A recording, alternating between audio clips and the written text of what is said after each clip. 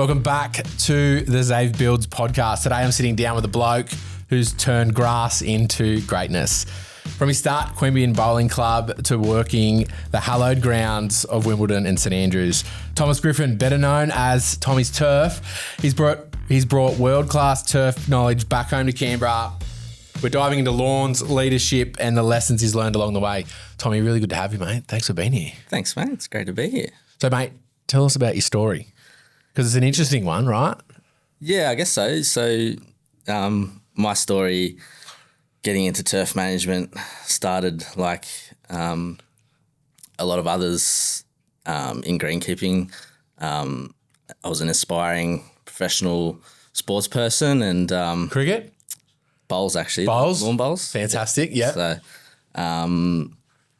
yeah, like a lot of greenkeepers, I was a failed sportsman. Yeah. Yeah, so early teens, I would travel up to Canberra to play bowls on weekends, and the club I was playing for, Queanbeyan Bowling Club, after a while, an opportunity came up for an apprenticeship. So yeah, started an apprenticeship there and Jumped on it and away you go. So what's in like being a greenskeeper? What does that mean? Like, what do you do? sports turf management is, I guess, the technical term name for it. So it's preparing any sports surface, so whether it be bowls, golf, cricket, AFL, everything. So everything from mowing to line marking to disease, pest management. Yeah, there's a fair bit in it. Yeah, there is. I think the more you look into turf and the more you look into like turf management, it's such a big thing. And there's, I think, we were just talking before we started the podcast, everyone loves a good lawn. Yeah, that's right. And there's so many different disciplines. Like you could specialize just in golf or just in cricket, and you could do your whole career just doing that. But so similar to other trades where it's like you can have a commercial carpenter, say, or a resi carpenter, that type of vibe, right? Yeah, exactly. Yeah. And like with those different things, obviously the surface has to be prepared differently for each different one. So from a AFL pitch to a golf fucking, what am I trying to golf green, yeah. A golf green, like they're like chalk and cheese, right? Absolutely. And like speaking from experience on bowling greens, like a lot of bowling greens are cut below 2 mil. And if you said that to a homeowner, they'll be like, what does that mean? That's crazy. Whereas AFL, I don't know exactly, but you're probably up around 10 mil or probably higher actually. Yeah. Different grass types. How the ball reacts with the surface. So with golf or bowls, the bowl is actually rolling across the surface. So the turf type needs to have different characteristics in how it's prepared to, say, AFL or and like the lay of the turf, which way it's rolled. There's all these different things to consider. Yeah. So you were doing bowls, right? And then you were preparing the bowling greens. How did that give you an edge when you were bowling? Because you knew things to look out for? Yeah, a little bit. I think definitely like knowing how it's prepared and knowing the grass type that you're bowling on and stuff like that. So yeah, you were saying like you can cut it down on a bowling green. It's cut down to like 2 mil. That means that the turf or the grass is underground, right? Like that's how it works. Yeah. Most bowling greens in Australia now are a hybrid couch. So, its underground storage system is below the surface. But, the leaf blade is basically rolled and cut, to ground level, and is, put under a lot of stress and wear. So it takes a lot to keep it healthy. Yeah. A lot of nutrients, a lot of rolling. Yeah. Now you went overseas and you've done turf all around the world. Tell us about that. Yeah, so I did my apprenticeship at Queanbeyan. In my 4th year, the club unfortunately closed down, so I had to move on and do something else. Did a few bits and pieces around Australia, and then the opportunity came to, well, it's a funny story actually. I didn't even know that I was applying for a job in Scotland. I was just applying for jobs all over Australia. And there's a St Andrews in Sydney, I thought, that I was applying for. So I applied for this job, which I thought was in Sydney, and I got an email back saying that they're keen to have an interview. Jumped on the interview, and he had a very thick accent. And I was like, so yeah, after the interview, I looked a bit closer and realised it was the St Andrews in Scotland. So that's a cracking story. yeah. So I went from being basically unemployed to, moving to the other side of the world without even leaving the country for a holiday or anything before. That's insane, mate. Yeah. So you obviously you got the job. They said, yeah, we want you, Tommy. Come over here. And then, you were just like, all right, let's go. Yeah. So got the job as a seasonal greenkeeper. So went over to Scotland, worked on the old course because at St Andrews there's actually 7 golf courses there in the precinct. So I went over with 7 other Australians and made, lifelong friends from that. It was an amazing experience. The history at St Andrews was incredible to learn. Like, it was where golf was invented, like in the 1600s. So. That's so crazy. You've gone from Queanbeyan Bowling Club to St Andrews. That's such a good story, man. And like when you got over there, what was it like? Were you sort of walking on the hollowed turf? Like, yeah, it was amazing. Like I said, so much history, and working with like leaders in the industry. I learnt a lot. A lot of education days and stuff that we did while we were working there as well. All about turf. Yeah, all about turf. And from there, where'd you go? So I got Wimbledon down here. Yeah. So it was actually before that. So I finished up the season in St Andrews, and then through industry contacts, I got a seasonal opportunity over in New Zealand. Worked on a golf course over there for the season. They would have seen your resume, I'm sure. Yeah. So worked over there for 6 months at Jack's Point in Queenstown, which was, a really beautiful golf course. Another amazing golf course, yeah. A step down, if you will. Yeah. Sorry.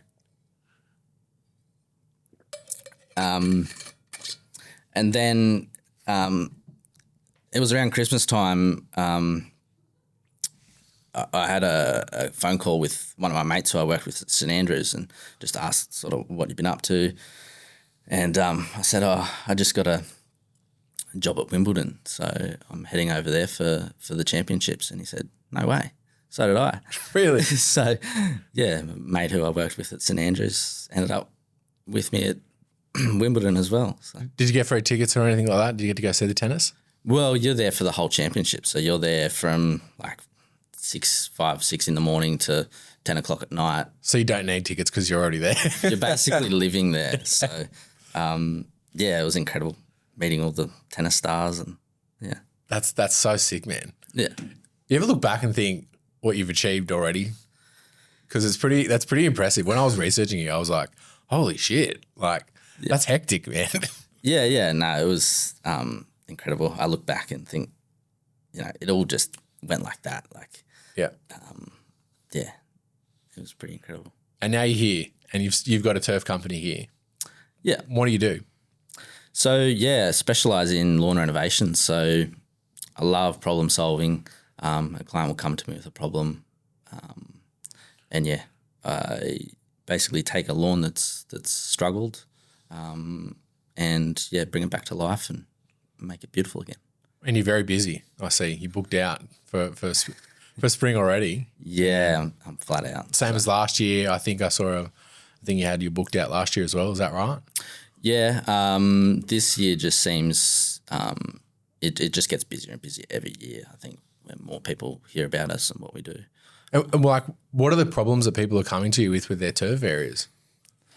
Most of the time, it's with a Canberra Blend lawn that has been installed, 12, 18 months ago. and not a lot of thought had been put into the turf type. It's installed in a backyard where they've got dogs and kids running all over it. It sounds exactly like my house with my turf. Yep. It's got dogweed burns. It's worn out. There's bare patches developing, and they're wondering why it's not recovering. So they're the main problems I see. Yeah. So I'm sensing there a little bit of hatred towards Canberra Blend. Is that right? I don't hate it, but I think, a lot more thought could be put into the turf type that people, I encourage people to think about what they're going to be using the lawn for.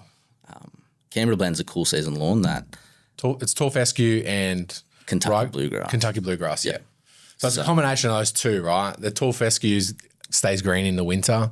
Is that right? Yeah, they both do. They both do? Yeah. Yeah. But they're grown from seed and they don't have the ability to self-repair if you get a dogweed burn in it or... That's the problem that I've run into too. Yeah. Yeah. So if you're not continually seeding it, then you're just going to end up with bare patches eventually. So I think, a lot of people don't like warm season lawns or cooch or kikuyu or buffalo because they go dormant in the winter here. But when are you using your lawn the most? Yeah. And I'll tell you what looks a lot worse than a dormant warm season lawn is a cool season lawn that has got bare patches in it all year round because it's worn out and But there are good applications for like can turf or the Canberra Blend. Absolutely, yeah. Not can turf. Can turf's good. Yeah, great company, Canberra Blend. I mean, like if you don't have a heap of traffic over it, I guess, and it's out the front, it's irrigated well. I mean, it looks good all year round, right? Yeah, absolutely. And shaded areas like it's cracker in that. Yeah, absolutely. Yeah. So what made you start Tommy's Turf? Was it out of necessity? Would people just kept coming to you? You came back here and you were like, let's start a turf business. This is what I know. This is what I do. Like, what made you make that decision instead of say going to work at a golf course here or going to work at a bowling club here or Well, I actually did. I came back to work at Royal Canberra. I worked there for a while and Queanbeyan Golf Course as well. And I just started mowing lawns after work and on weekends, started building up a client base. And I just wanted a bit more autonomy over my work. Didn't see a lot of career progression in golf courses. It wasn't my passion anyway. Like I came from a bowls background. So I just started mowing lawns on weekends, built up a client base, and then COVID hit and we were on reduced hours and stuff like that. And that was sort of the catalyst for me to go, well, I may as well take this seriously and do it full time. And then there's Tommy's Turf born, and away you went. Yeah, absolutely. Yep. What does a day look like? Say when you're greenskeeping, I guess, to compared to now. Like it's early mornings, isn't it? Yeah. On golf courses, you got to start before play begins, and play begins sometimes at like 7 a.m.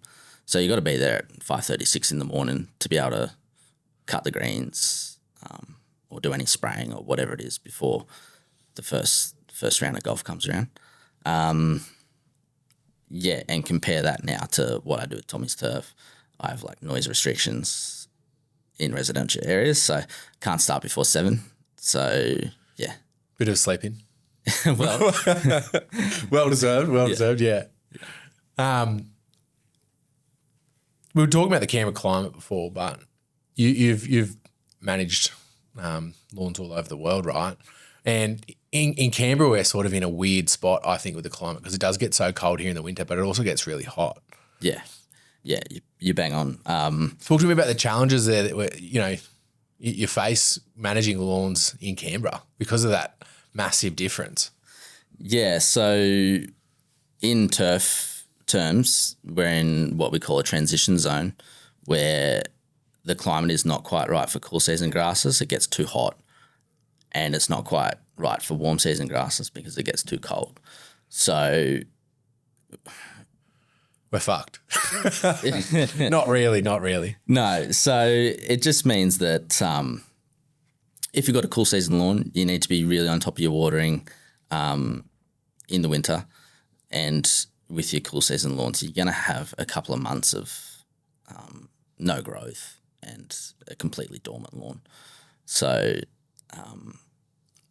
that's why a lot of thought needs to be put into what turf variety is going to be best for your situation. Yeah, and talk to me about the turf varieties. What's there available for people to look at? In Canberra, we've got the Canberra Blend or tall fescue. These are the cool season grasses. Some of my clients have ryegrass, fine fescues, the Lawn Fanatic. There's a few around that will have bent grass lawns as well, manicured to a putting green. Yeah. On the warm season side, we've got cooch. There's hybrid cooches now, which are really beautiful. So like Tiff Tough, Tahoma. Then you've got your buffaloes, like your Sir Walter. We've got a lot of clients with buffalo here. They don't go as dormant as some of the others, so they hold their colour pretty well. So I find that that's pretty popular.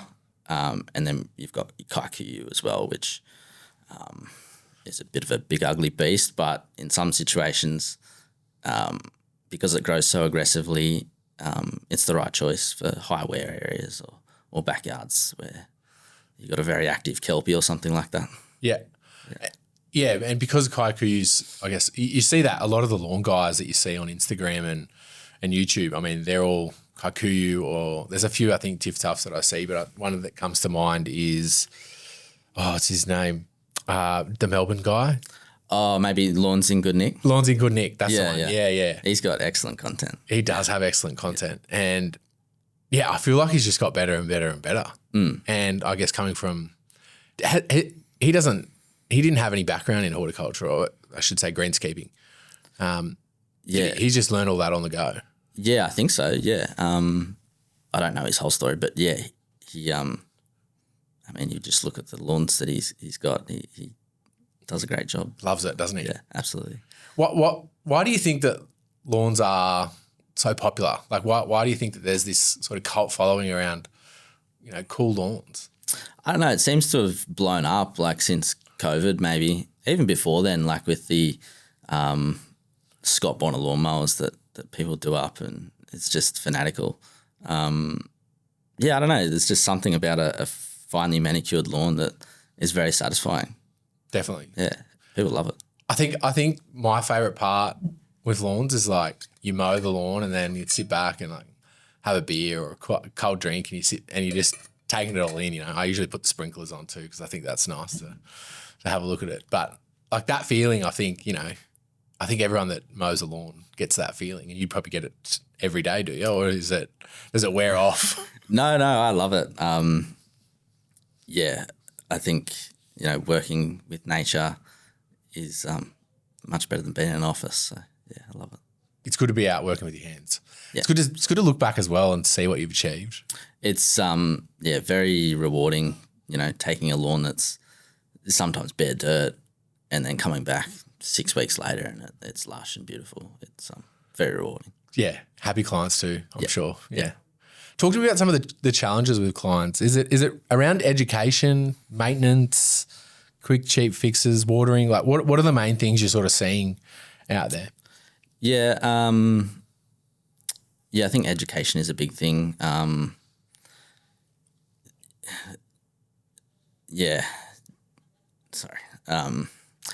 think education is a. Sorry, what was the question? The challenges, like you face with, I guess, with clients, they're coming to you, with the lawns that I guess that aren't performing.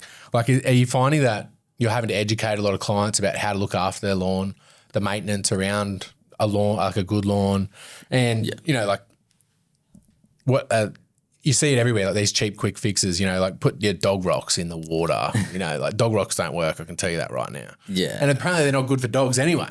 Oh, I don't know. But I think one of the biggest challenges that I see is irrigation that hasn't been installed properly. You get irrigation systems that have uneven watering, so you end up with with dry patches and people who try to do it themselves, I think potentially haven't done the right research or well, they're not doing it all the time, so they're just seeing what they can see on YouTube or Google, and then having a crack at that. Yeah, I think I don't know. There's something about irrigation that people find daunting, or even setting controllers. I don't know. It's strange. Yeah, I have that. I have a bit of that fear, I should say, but I think you just don't want to set it up and then it not work. I think that's probably because it is like there's a fair bit of labour involved in it, Yeah, installing an irrigation system. I see when I'm coring lawns, it seems to happen more and more these days where not 150 mil deep. It's not 150 mil deep. Like my corer, I can set it and it'll go 80 mil deep, and I'm punching through irrigation lines that are basically at the surface. And I think when people install them, they don't think about any maintenance down the track. So, they just basically lay the turf on top of the pipe, and all sorts of dramas then. Becomes an issue, yeah. And have you got you don't obviously do irrigation, or is that something you're looking to do potentially? Or yeah, so in the past, I've just relied on subbies to install for me, but they just get so busy. So started doing that in-house this season a bit more. Yep. Yeah. That's fantastic. Where are you getting your gear from? Mainly Reese Irrigation. Yeah. Good delivery to site from Reese, isn't it? Yeah. Yeah, it makes it very simple. Yeah. They've got such a good setup in there, and like, are you using the app from Reese? Yeah, the Max. Yeah, that's so good. Yeah, it just makes it all very easy in the one spot. Easy to do quotes as well. Yeah. Bang it all in, away you go. Yeah, that's it. What do you think's broken in turf and lawn care? And how do you think we fix it? Yeah, that's a tricky one. I don't think I'm fully across the industry these days. But one of the challenges that I'm seeing at the moment is staff shortage. Like I'm struggling to find staff to help. There's so much work that I have to knock back just because I can't find the help.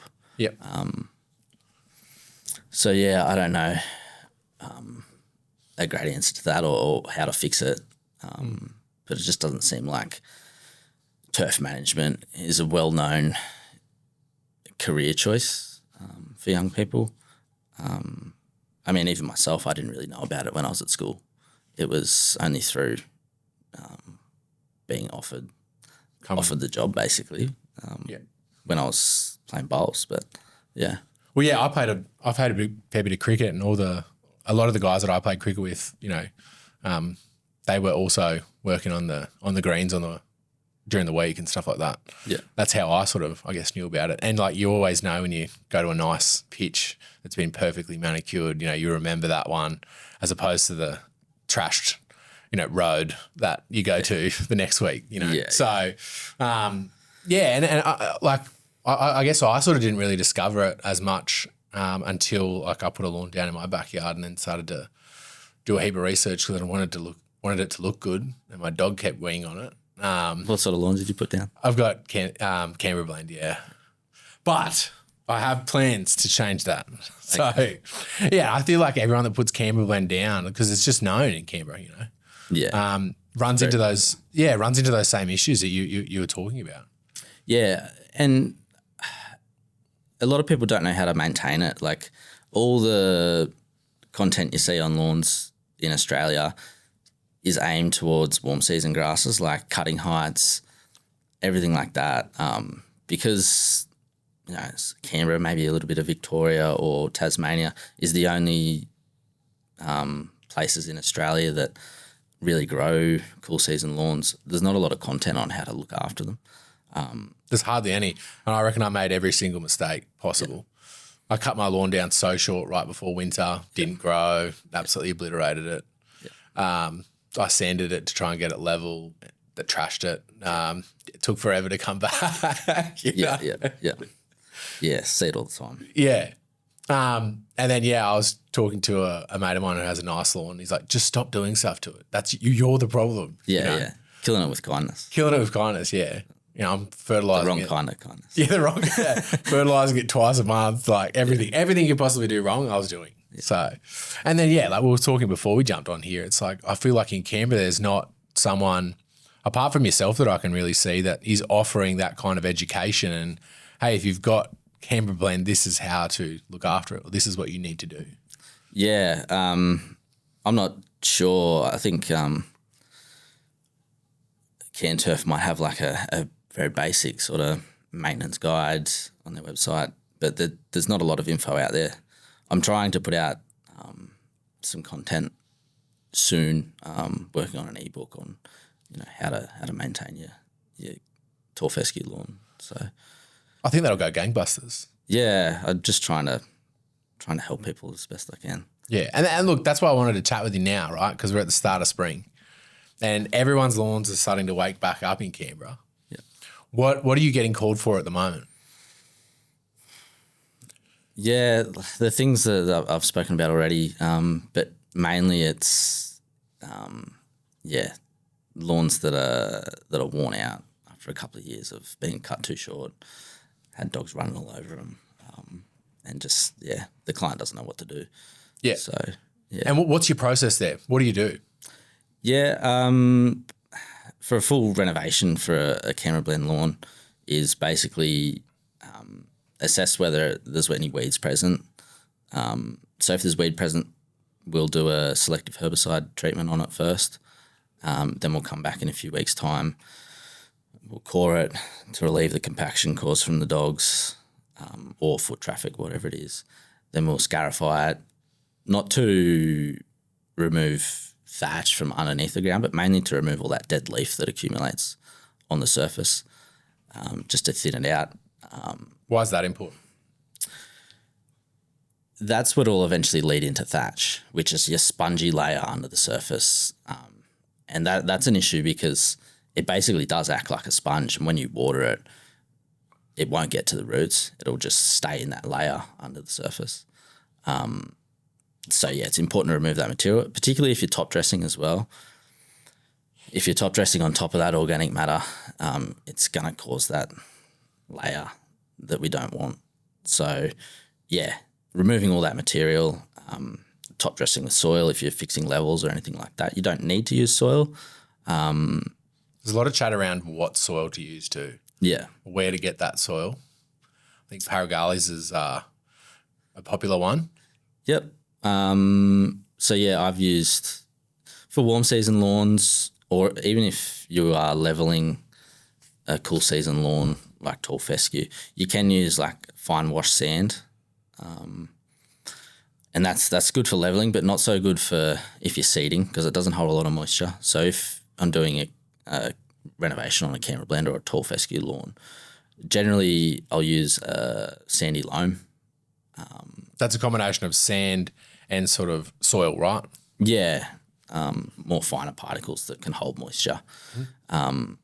And when you're doing that, you're not really doing it to correct any levels. It's just to hold moisture where the seed is so that it doesn't dry out as much. So a lot of the times I'll use peat moss as well. So after you've cored it and scarified it, cleaned out all that material, you oversow it with your seed, and then you put down like a thin layer of peat moss or compost even, just to hold moisture in the surface. Yeah. So it's a fair process. Yeah.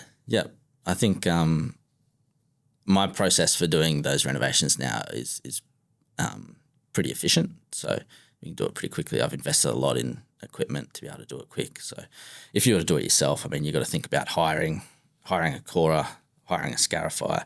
Do not use a scarifying rake. They don't work. Then you got to, go and pick up the soil. It can very quickly be a whole weekend. Yeah, and you're not doing a whole renovation in a couple of days, are you? It's one day, then you've got to come back, like you were saying before. You spray it to start with, and then you go away, come back, a week later, a couple of days later? A couple of weeks later, and then the renovation, depending on the size of the lawn, obviously, but residential lawns are getting smaller and smaller, so we can generally do 1 or 2 of those a day. Yeah. So yeah, you're banking them up obviously and doing coration from a couple of different lawns a day, and then coming back and the next stage and the next stage and the next stage. Yeah. And what does that whole process do for someone that has no idea about lawns? Like, how do you explain that? So the goal that you're trying to achieve, I guess it starts with what issues has the lawn got? Is it compacted? If it's compacted, the solution is to core aerate it. So that breaks the surface tension of the soil, creates a void in the soil where water and nutrients can get down to the roots where it needs to be, rather than just sitting on the surface or running off. That's where you basically throw money out the window, right? Yeah. You just water and down the gutter basically. Yeah. That's the first thing. Yeah. Yep. And then scarifying doesn't always need to be done, but scarifying, which is basically just removing any of that dead material that has accumulated, and then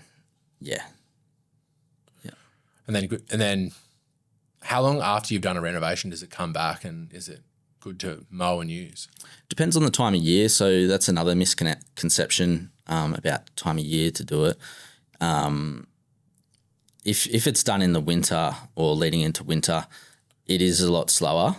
But you've got, say if you do to do it in the autumn, you've got 6 months of it being able to establish before it gets real hot weather, where the cool season lawn struggles. But if you are to do it in the spring or late spring, even in the summer, provided you've got an irrigation system, the recovery period is a lot quicker. Like the seed will germinate in 5 days in summer, whereas if you were to do it in the cooler months, it can take 3 weeks for it to just germinate. So I find doing them in summer or early summer, the recovery time is really quick because it just grows so fast. And that's why you booked out in spring, right? That's it, yeah. Do you so what happens over winter then? What are you doing throughout the really cool months? I find by the time I finish up renovations in late autumn, I do a couple of weeks of machinery maintenance, take a couple of weeks off to refresh. Before I know it, it's August again and I'm straight back into it. So no rest for the wicked. No, like when I first started, greenkeepers or people I work with would say to me, like, what are you going to do in the winter? But I found that hasn't been a problem at all. I'm always busy, yeah. So you can still do a renovation in winter? You can. It just takes longer to come back. Yeah. And that's a big part of information, I guess, to get out there to people to let them know that you can still do it. Yeah. The process is a little bit different. So you wouldn't core aerate. So is that because the ground freezes? Or? No, because the recovery time's slower. So you're going to have holes there. But what we can do is we can use what we call a solid tine, which aerates the soil still, but it doesn't remove a plug and leave that large hole. And it recovers. So that's just a straight hole in the ground then? Yeah, got that's it. right. Yeah. And yeah, it allows for it to recover quicker. Obviously, if there's big frosts coming, you're probably not going to put seed down if you've got big frosts coming. But leading into winter, early winter, you can still do it. Hydroseeding as well is another way to fix really bad lawns in winter, because you can actually pre-germinate the seed, which means the seed is put into a big tub with warm water to the point where the seed cracks and opens up, and it's ready to start growing. And then you spray it out onto the lawn. So, and you do that as well? No, so I've got a subby who does the hydroseeding, but I manage the project, do all the soil prep, and just organise everything for the client. Yeah. You really look at the whole solution. Yeah, try to find a solution for every situation. So someone comes to you, gives you the problems, you come up with the solutions, and the outcome is a beautiful lawn that you can trash again. and then call Tommy back again. Hopefully not with the right education. But yeah. And what kind of education does that look like? Is it you want to mow once a week? Is that a... Yeah, mowing more often is better, but the mowing height is really important for tall fescue lawns in particular, which is the most popular around here. You got to mow it on the highest setting and don't change from that all year round. 50 mil, yeah. Yeah, as high as you can. Yeah. I made that mistake. Yeah. Yeah, a low cut lawn looks better though. Then you need to change your lawn. Change your turf type. Yeah. How do you go about changing your turf type? Say if you've already got Canberra Blend down, how would you change your turf type? Changing from Canberra Blend or a cool season lawn is a lot easier than the other way around. So there's a few different ways you can do it. Quite often what we'll do is we'll spray the lawn out, so kill what's there, wait for it to die off, and then rotary hoe it, remove as much organic material as you can, but rotary hoeing all that back in, leveling it off, bringing in some more soil if you need to. I try not to take soil out. Because it's expensive. It's expensive to get rid of. Yeah. But also you don't want to disrupt the microbes in the soil that have established there as much as you can. Tilling the soil is not great, but you kind of have to do it in this case. So that's one way to do it. Once you've leveled it off, then you can lay your new turf. And the other way to do it, is to dig it out and bring in some fresh soil. But it's very expensive doing it that way. It is. It is. Yeah. And the depth of soil you want to make sure that is, I guess, rotary hoed. You're looking for that 150 mil. That's the mark, isn't it? Yeah, absolutely. Why is that? Why is that 150 mil the key number there? So that the roots can get down as deep as possible. If you've got a hard layer, if you only have 50 mil of good soil, the roots are going to get to that hard pan underneath, and then they're just going to stop there and say, I don't want to go any further, it's too hard.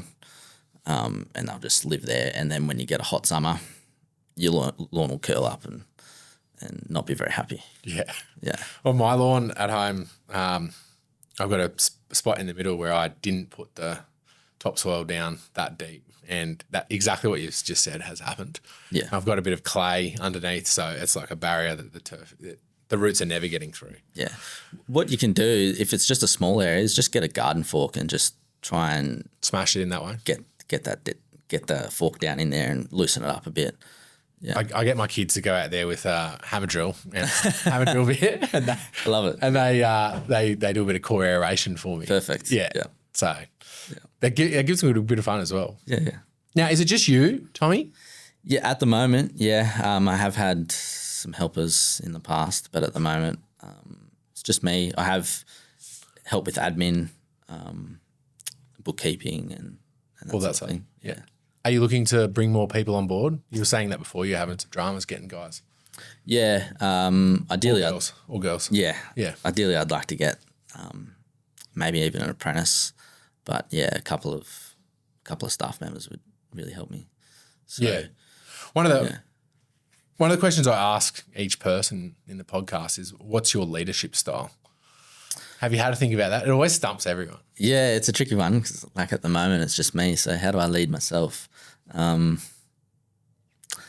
It's a hard one to answer. But I think, in the past with staff and subbies, I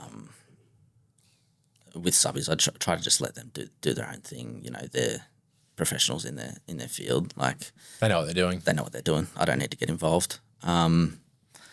With staff, I try to teach them as much as I can and allow them to make mistakes. That's how I learn. No mistake is going to be... That means you're not learning. Yeah. You can't come to work and think you're going to be perfect if you're an apprentice. Exactly. I still make mistakes all the time. But yeah. There's, no mistake is going to be so bad that... You can't fix it. Yeah, you can't fix it unless, I don't know. I haven't come across one yet anyway. Yeah. I always think about this question about teaching people and then making mistakes about I still make mistakes now, but I think what makes it, I guess, a good tradesman is being able to fix your own mistakes and make it look like it was never a mistake. Yeah, and being accountable as well. Like, own your mistake and move forward. Yeah, 100%. Mate, how do you stay motivated and avoid burnout, especially in a seasonal type role that I guess you're in, and a physical trade too? It's tricky. This time of year we just get smashed with so many inquiries, so much work. It can be a little bit overwhelming. But yeah, I try to be very strict on not working weekends, so I've got that time to recover. And do things you enjoy, which is why you're working. Yeah. I'm a really avid veggie gardener as well, so at home I do that and hang out with my girlfriend and my dogs. And yeah. What else do you like doing? Well, at the moment, renovating my house, so that's Keeping you busy. Keeping me busy. It's interesting, learning new skills. Just started getting back into bowls again, so I didn't play for a long time, but yeah, starting to get back into that. So yeah, awesome. That's about it. What's the key to bowls? I think everyone's seen Cracker Jack. It's one of my favourite movies, actually. Great movie. Yeah. I don't know. It's harder than what people think. Definitely. Yeah. It's usually like that event you have at a Christmas party or something like that, and everyone sort of turns out and has a crack at it, and then everyone's like, "Oh, this is difficult." Yeah. I think it's just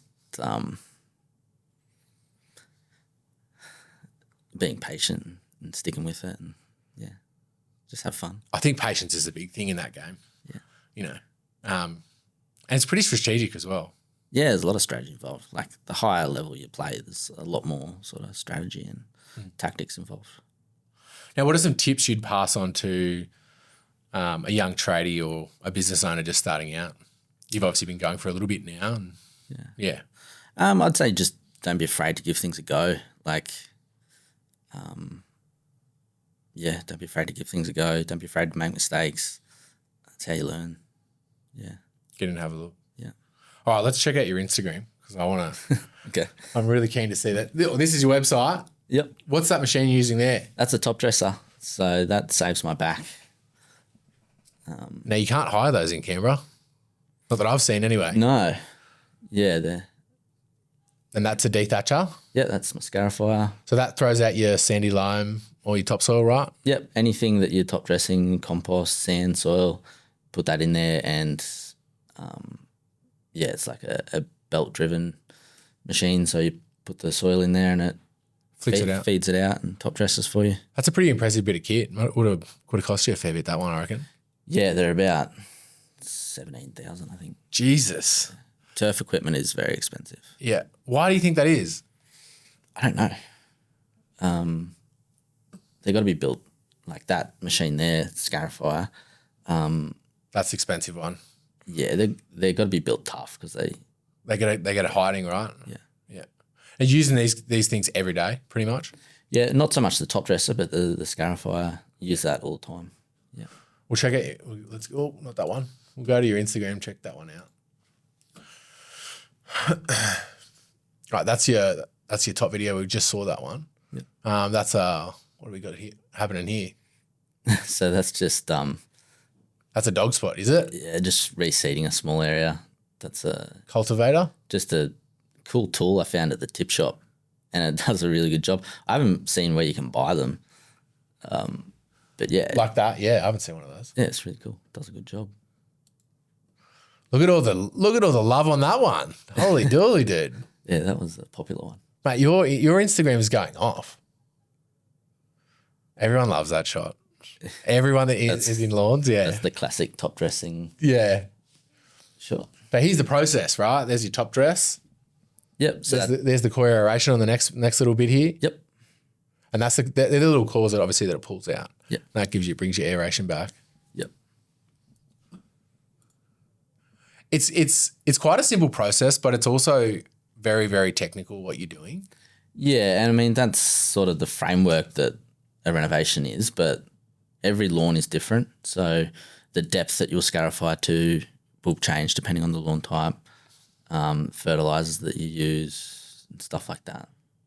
Now this kind of lawn here, that looks like that's a summer lawn, summer grass, isn't it? Yeah. You're mowing that one low. Yeah, that's a cooch lawn. That's one of my favourites. The stripes, mate. Every time you see the stripes, they make you feel good, don't they? Yeah.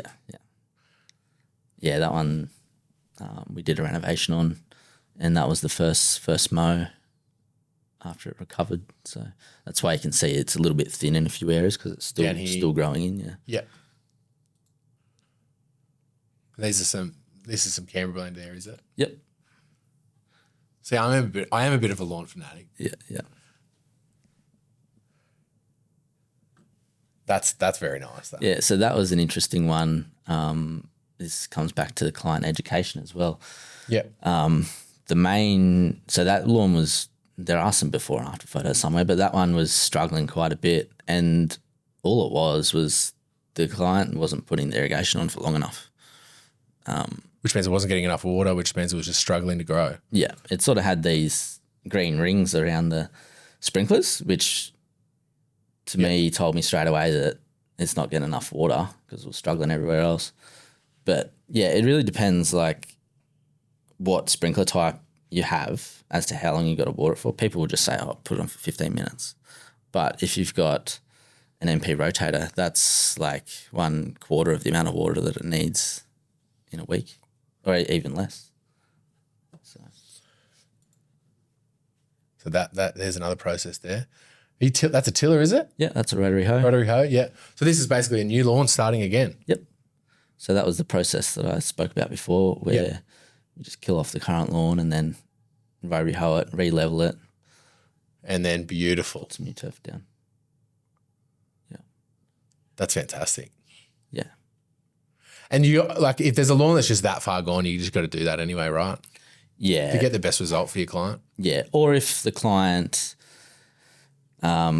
wants it done quickly, like the recovery time for a turf lawn is, maybe 10 days and you can start using it compared to a seeded lawn is a couple of months. Mm-hmm. So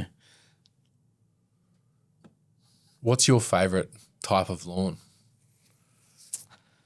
What do you have at your house?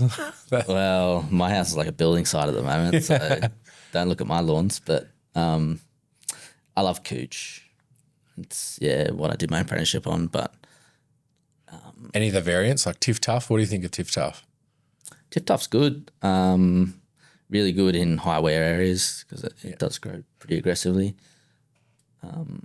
But they're really hardy and a good sustainable choice because they won't die if you don't give them enough water. They're just beautiful lawns. So we've got a bit of hydro seeding going on this one, was it? Yep. So we did all the prep work to the soil. That's a beast of a machine, man. Yeah, it's great. That's a big lawn too. Yeah, that's about 500 square metres, that one.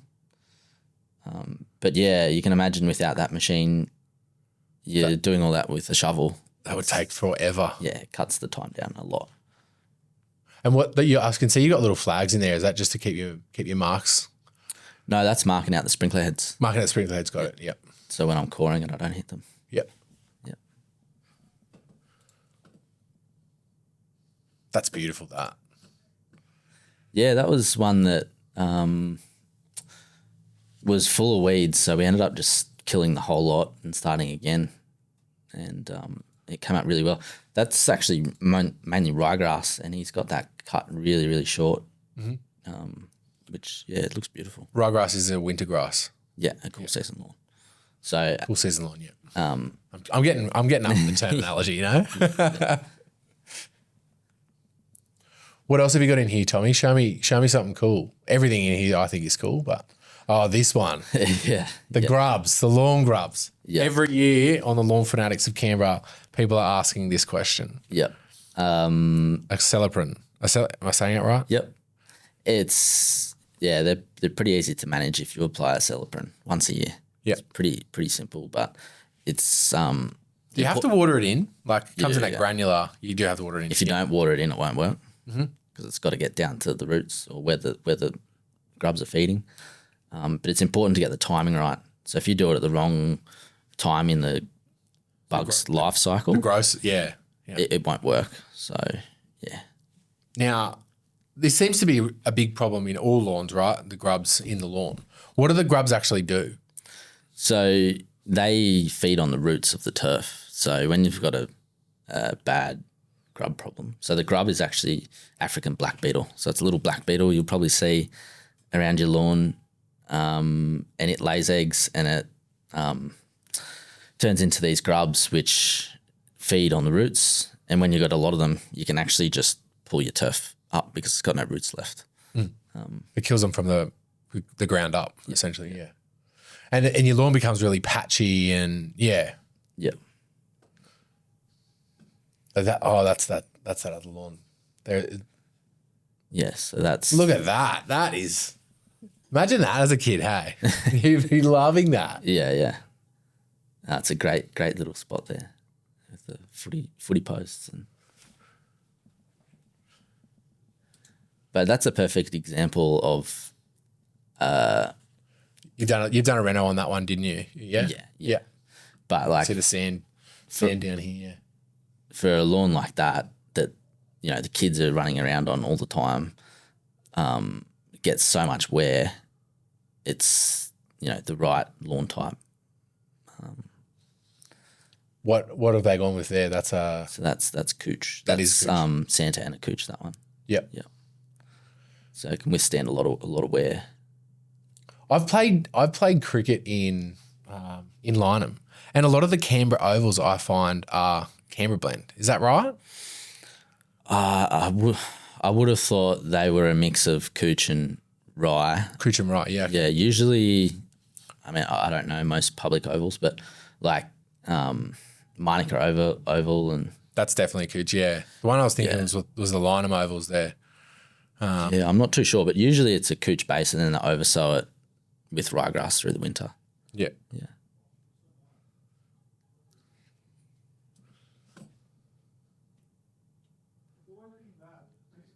This is so well done, your Instagram, man. Is that you? Is that all you? No, I can't take full credit for that. I do get a bit of help with the Instagram. But yeah, they do a really good job. Absolutely. Yeah, shout out to Emma from Sore Thumb Studio. She helps me out with the graphic design and doing some of the reels. You're getting a lot of work through your Instagram. Is that where you're mainly getting people hit you up? Yeah. The Lawn Fanatics group on Facebook. Yeah, I get a lot of work through that. Yeah, I've seen you shout it out on there a few times actually. Yeah. Yeah. Got a lot of clients in that group. And just through Google, I think, as well. What's working well in your business at the moment? Like I said, I've started doing irrigation work in-house, so that's working out well at the moment.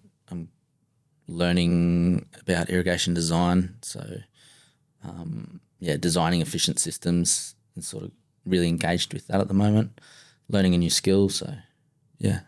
And what's been, that's just been out of a clients constantly asking you, and you relying on subbies, and you go, I'll just do it myself, and go at it that way, right? Yeah, I still use some subbies for that kind of work. They're set up for it, but you're But yeah, I just get so many jobs where the irrigation needs work or they need a system installed that I've just started doing a bit more myself. Yep. Which, as a greenkeeper, most of the places I worked already had systems, so I didn't get to do a lot of irrigation install, like hands-on experience. I did it at TAFE or Tech, but yeah, that was like 15 years ago, so I'm just trying to wrap my head around it all again. Yeah. Yeah. The irrigation shops that we've worked with on the landscaping side, they've been really helpful for us, like just giving you the good rundown. Like you can go to them with, I guess, a bit of a mud map and they'll plan the whole thing out for you and work with you pretty closely. Are you getting that kind of support? Yeah, they're really good. I kind of nerd out on it, so I do my own designs now. But and I'd say that to any homeowner as well. If you are thinking about irrigation, go to somewhere like Reese or Easy Rain, and they will design it for you. You just need your pressure and your flow, which you just measure from your tap. Take that to them, a map of the area, and they will design a system for you that works properly. Because I think one of the most important parts with a nice lawn is the irrigation, right? They sort of go hand in hand. Yeah, and if you've got a cool season lawn, I very rarely work on a cool season lawn like Canberra Blend now if it doesn't have an irrigation system, because in the summer you'll be out there all the time trying to hand water it, and it's just not worth it. Yeah, you get the point. You never get the corners properly. And yeah. What's been your approach to business? Good question. I think it's just trying different things, seeing what's work and doubling down on what works. When I started my business, I had no plan. It would just sort of all has fallen into place. It just sort of came through the passion, right? Yeah. A lot of the people I've spoken to in the podcast have like told a similar story. It's like, I like doing this. I work out everything else around it down the track, you know what I mean? But I back my experience and knowledge to be able to succeed in what I'm doing. Yeah. I think doing good work is like 80%, and then, learning the business stuff, you'll learn that along the way. I think you just do good work and the rest will fall into place. Definitely. And I think business teaches you a lot about yourself as well. And, in terms of resilience, being able to keep coming back and, when things don't go well, having to work a solution out and stuff like that. Have you had any instances where a project, I guess, didn't work out the way you wanted it to and stuff like that? Yep. Talk us through a few of those. Yeah, one in particular that I did early on in my business, it was a commercial job, a returf job, quite a large area, and I guess the main issue was I didn't quote it correctly. So more in it than you thought, or? Yeah, and that was quite early on, and I didn't know my numbers, or I didn't really know what to quote. So I just put in what I thought, got the job. So I was like, yes, this is awesome. Had to get some help, and I didn't take a deposit or anything like that. So I think it was like 10 grand in materials or something that I, paid for up front, and then did the job and struggled to get paid for it. So, I was like 10 grand into it and, couldn't get payment. So I was, it actually put me off doing turf jobs for quite a while because, it kind of scared me away. But learned a lot from that. Know how much you need to quote and take a deposit. Yeah. It seems to be a thing in construction though. And the, I guess, maintenance side of it, that a lot of us aren't getting paid all the time. Like I could tell you now a few clients that haven't paid their final bill with me and they're months overdue. Yeah. And that's just a frustrating part of it, And I think I wish, I guess, more people knew that, we're running a small business, or, it's just you out there doing it. Like, I've done the work. Yeah, cash flow is very important, and that's one thing I've learned is when I do have downtime over winter, the cash flow pretty much slows right down. So you need to have enough in the bank leading into winter to be able to keep paying your bills. Float through there, yeah. Yeah. And Tommy, where do you want to go? Like, what's the plan with this thing? Where do you see yourself in 5 years? I think it will continue to grow. I don't want to grow too fast. But yeah, I can see me having a couple of full-time staff, potentially an apprentice. And yeah, just continue to do what we're doing. And I think it's important for me looking to start a family as well. So having a business that allows me the flexibility to spend time with kids and family. 100%. I think that's why we all look at starting our own businesses, because we want, I guess, a bit more freedom to, a bit more freedom and autonomy, like you were sort of saying. Yeah. And yeah, the 4:30 in the morning starts, get rid of them. Yeah. But yeah, I mean, you're obviously looking for people at the moment because you're absolutely flat stick. Yeah. And you're finding you're not getting any inquiries? I've had a couple that didn't eventuate. I'm getting a couple of school kids doing some work experience soon, so that might lead to something. See if they're interested in it. But yeah, at the moment, just relying on subcontractors. One of the topics I bring up in each podcast is about inspiring the next generation. I guess getting people into trades and construction. Why do you think fewer young people, I guess, are going into construction and so many people are leaving construction? I don't know. I don't have a great answer for that. I think with sports turf management or greenkeeping specifically, like I touched on earlier, I don't think it's really something that people think about going into. Yeah, or can even considered a career or a trade that people can do. But yeah, construction more broadly, I'm not too sure what the Yeah, my take on it is I just feel like it starts with the parents a little bit. I think potentially people see someone going into a trade as sort of like not the best option. When I think it's a fantastic career, a good foundation if you want to go and do something else as well, and you're working outside. And with this trade, I mean, you can work anywhere in the world. Like I was just about to mention that. Yeah. You've been to some absolutely amazing places, and I'm assuming when you went over to St Andrews, they put you up over there, did they? Or and Wimbledon and New Zealand, you've been all around the world, mate. No, I had to organise my own accommodation, but they support you, finding the accommodation. But your skills as a tradesperson from Australia are very highly regarded in other parts of the world. So, if you want to travel or anything, it's a great way to do it. Absolutely. Yeah.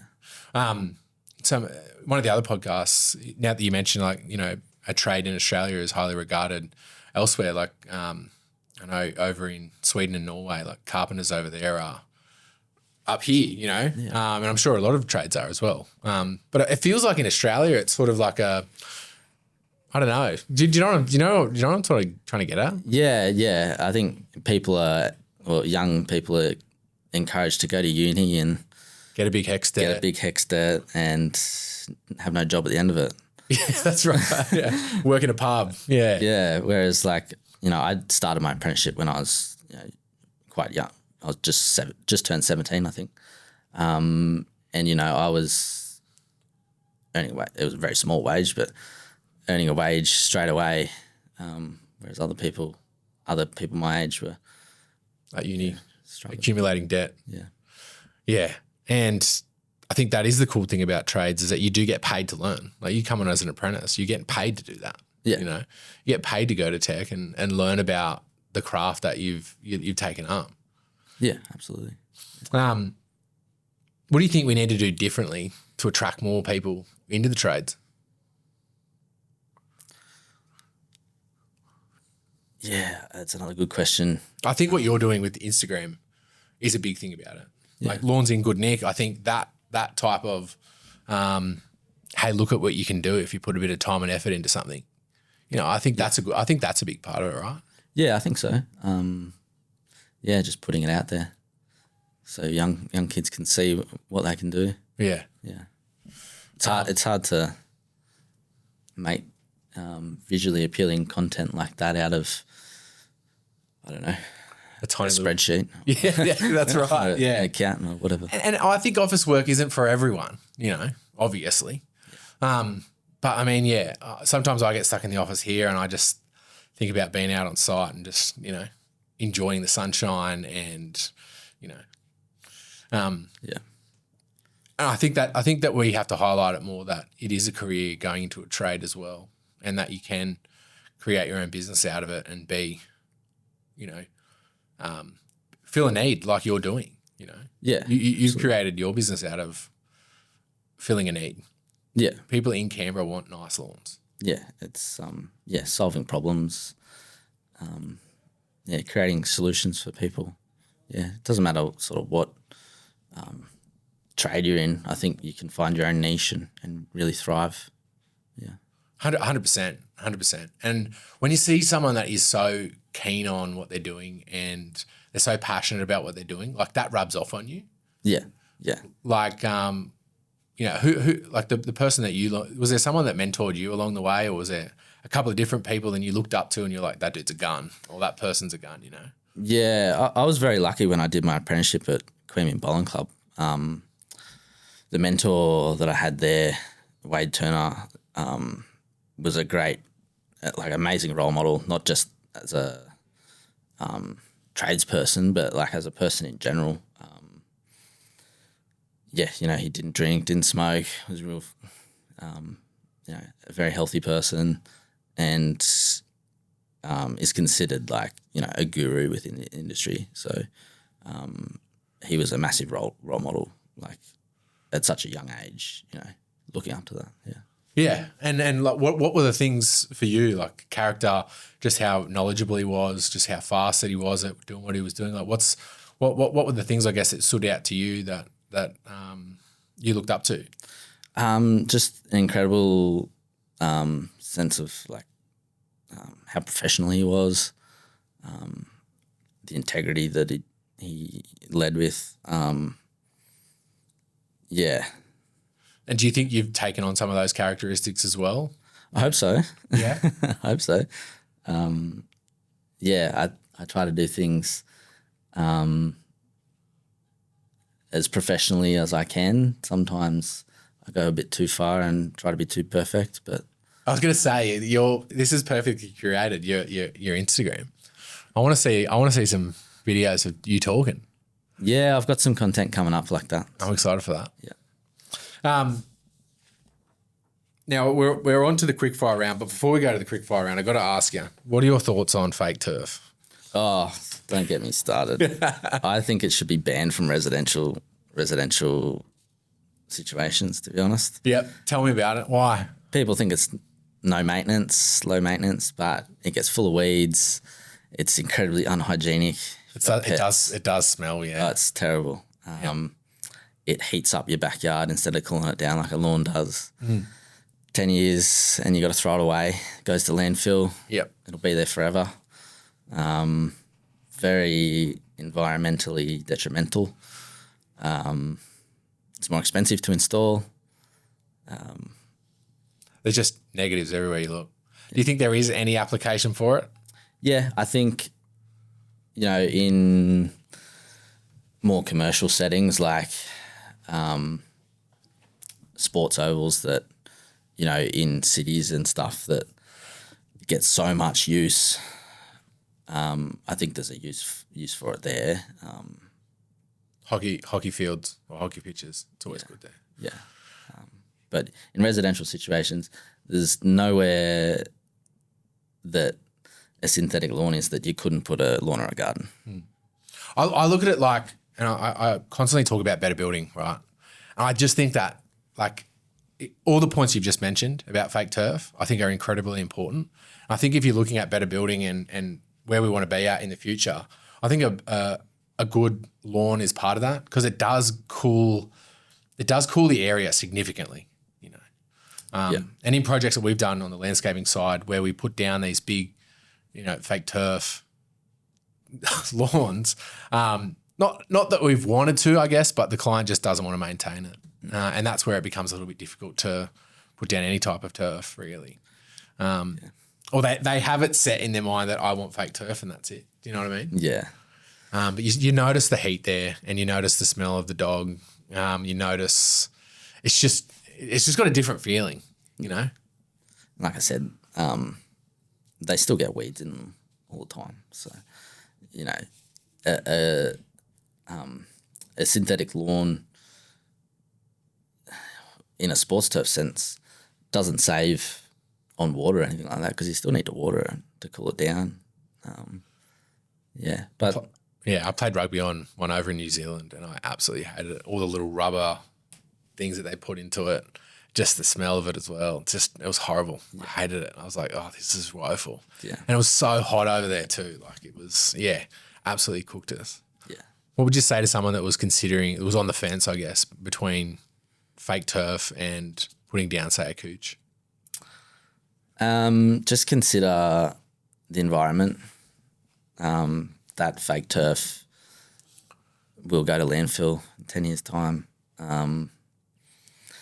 Couch in particular, excuse me, it actually stores carbon. So you're improving the environment and is a very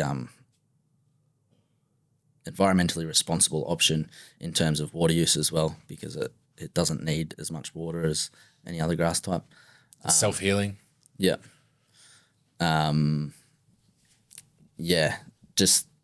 Just consider the environment and how much maintenance is actually involved with a synthetic lawn. Yeah. Must get you. I feel like I've struck a nerve with you. Yeah. Sorry. I was trying to leave that right towards the end, actually. Yeah. But yeah. And then, I think the other question I had that popped in my mind was, some people think that having a big lawn is bad for the environment. I've struck another nerve here. Like what would you say to someone like that? Like, Well, again, it's about choosing the right turf type. That's where it comes back to, is it? Yeah, if you've got a very large lawn that's, if you're trying to grow ryegrass in Canberra summers, you're going to be watering it every day, every second day, just so it doesn't wilt. I've got that with my Canberra Blend at the moment. In summer, I'm hosing it. Like it says, I can't keep the water up to it. Probably need to core it. Yeah, I definitely need to core it. But yeah, with a large couch lawn, it doesn't need much water at all. So it's pretty good for the environment, I think. Fantastic, love that. Something to definitely consider in that better building sort of space about a lawn area and what kind of lawn you're picking for sure. Yeah, absolutely.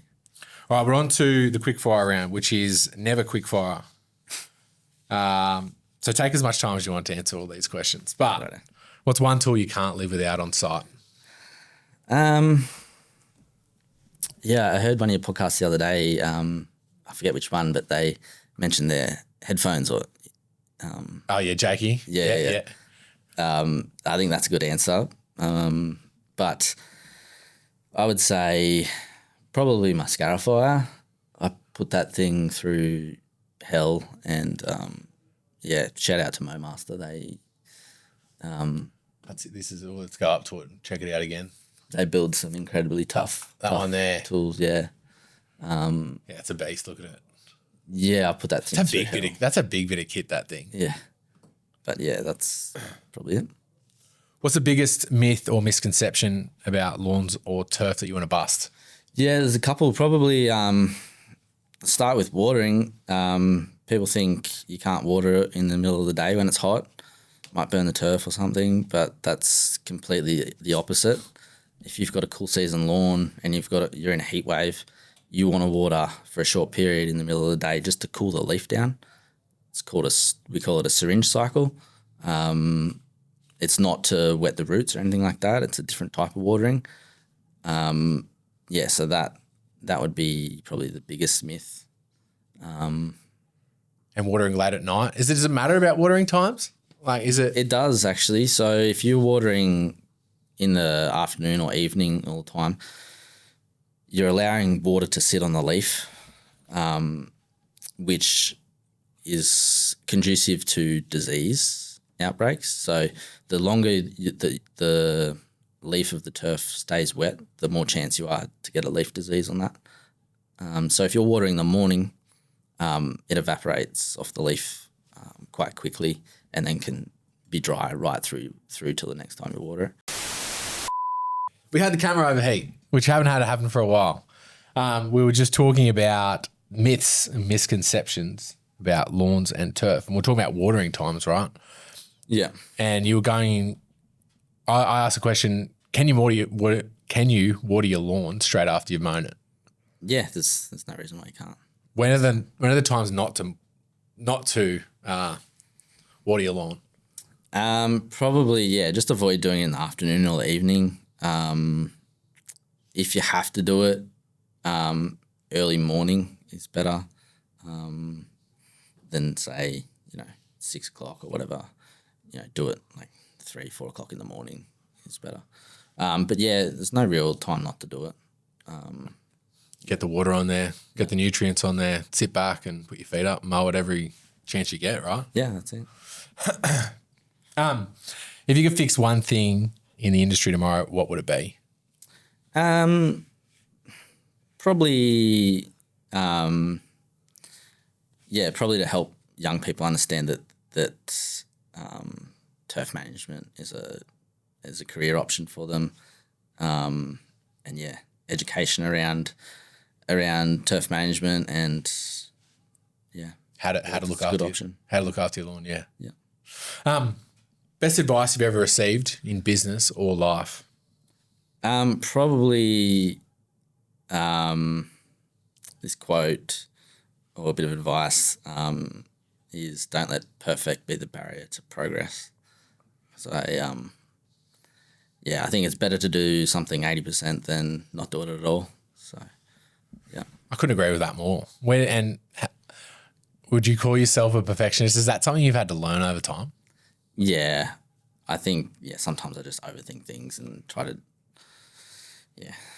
be perfect, but I tell myself that and just think, just get it out there. I think everyone that wants to be better has that though. Everyone that wants to keep pushing the bar forward has that intrinsically in them because they know that when they finish something, they could have done it better. Like every time, I say finish a project and I look at the things, I won't look at the whole job. I'll look at the little things that I could have done better, and I feel annoyed about that, Yeah. Still trying to get over that. So. It never lets up. But like that's why I think that, that's why I think we're in business because we think we can do it better each time. Yeah. And it shows you care. Like, definitely. You want to do better. Yeah. But sometimes that can get in the way of progress. Yeah, absolutely. Yeah, you can beat yourself up too much about it. What advice would you give to your younger self just starting out?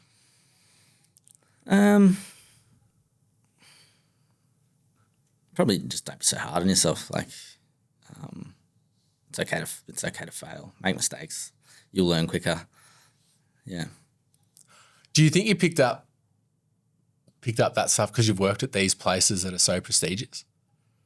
Because St Andrews, and then Wimbledon, and then in New Zealand, they're all top places. So their standards would have been so high, right? Yeah, elite, really. Elite, yeah, in the industry. So, yeah, maybe. Yeah.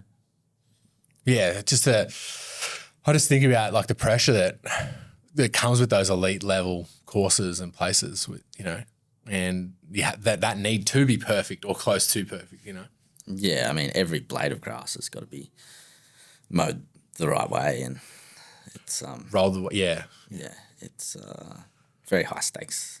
Yeah. What's something outside of work that keeps you balanced and passionate?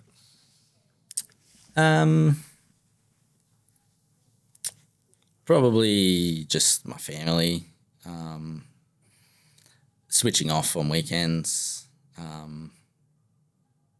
think something that I do to keep balanced is see a psychologist regularly. Me too. Yeah. I think it's like a mental shower, isn't it? Yeah, it's just I think good practice for anyone. Yeah, for sure. I think that's understated. That I think that more people need to think about. There's a bit of a stigma around seeing a psychologist. It's there's something wrong with you. Yeah, and I don't look at it like that at all. No, it's good to just have someone to vent to sometimes and just talk about what you're going through and and they can sort of just help you turn it into a positive and Yeah, definitely. And I think, for me, what's important is that they have no other vested interest in any situation other than your best outcome, Yeah. So I feel like that for me, it's like, you don't know me outside of this area. You're here to help me and listen to all the crap that I want to tell you. Yeah. And that point you just mentioned before about being perfect, like a big part of, I've seen a psychologist, I guess, for so long, is my mind getting through that exact situation. Because there was periods there, I'd say 10 or 11 years ago, where I was obsessed almost over perfection, and I could not, I'd do 100 things in a day and I'd get, 95 out of 100, and I'd be obsessed with the 5 things I got wrong. Yeah. And then that carries into the next day. Yeah. And focusing on the negatives instead of the majority of your day that's positive. Yeah, definitely. Yeah. It's definitely something that if you need to get, I guess, your brain straightened out, or you just want to go and talk to someone about some issues you've got, definitely look at doing, right? Yeah. Yeah, you don't even need to talk about issues. You can just, they'll guide the conversation and yeah. My psychologist barely gets a word in. Yeah.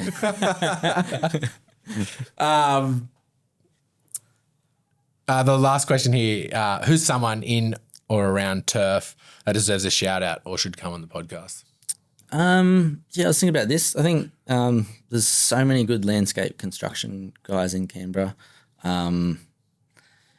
Yeah, maybe someone like Joel from One Landscape does some incredible stonemasonry, rock work. Yep. I've seen their work. Those guys are good. Yeah. I think they're doing flory art at the moment. I saw some snippets of what they're doing. It looks really cool. So yeah. Joel, if you're listening, we want to chat, mate. Right, let's wrap this up. Where can people find you, Tommy? Where can they get in touch? Yeah, best way is probably through the website. Fill out a quote request form, or my phone number's on there as well. Give you a ring. Yep. Drop us your favourite quote to finish things off. It's got to be, don't let perfect be the barrier to progress. Perfect. Yeah. Thanks so much for your time, mate. Really enjoyed this. Thanks, mate. It's been great. Cheers. Awesome.